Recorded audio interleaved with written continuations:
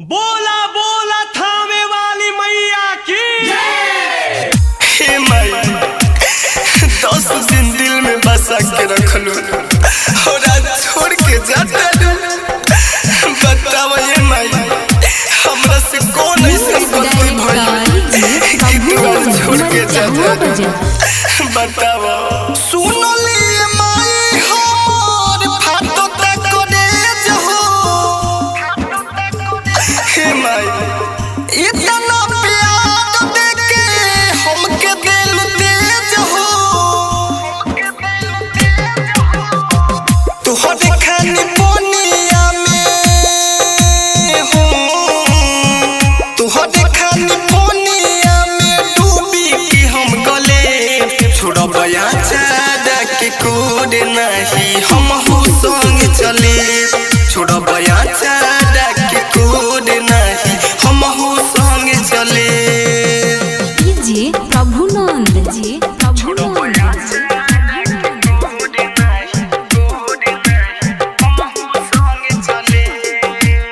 Mix by Raviraj Yadav.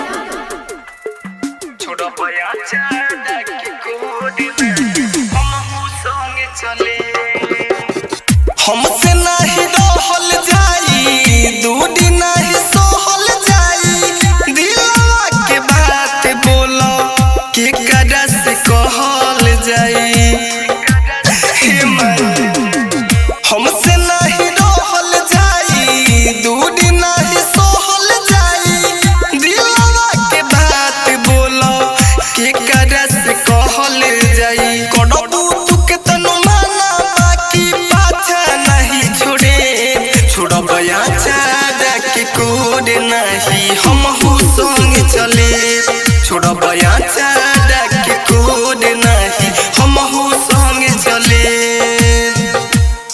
छोड़ब चादा के code नहीं हम हो संग चले। म्यूजिक डायरेक्टर जी प्रभुनंद मरिचहवा बाजार। दिल काहे तोड़लू तू, मुंह काहे मोड़लू तू। पूछेला संजय री सब हमके काहे छोड़लू तू। हे माई दिल काहे तोड़लू तू, मुंह काहे मोड़लू तू। पूछेला लौकू से मुनिफ हमके काहे छोड़लू तू। कहेला नीति कोडोए माई के कदा संगे रहे।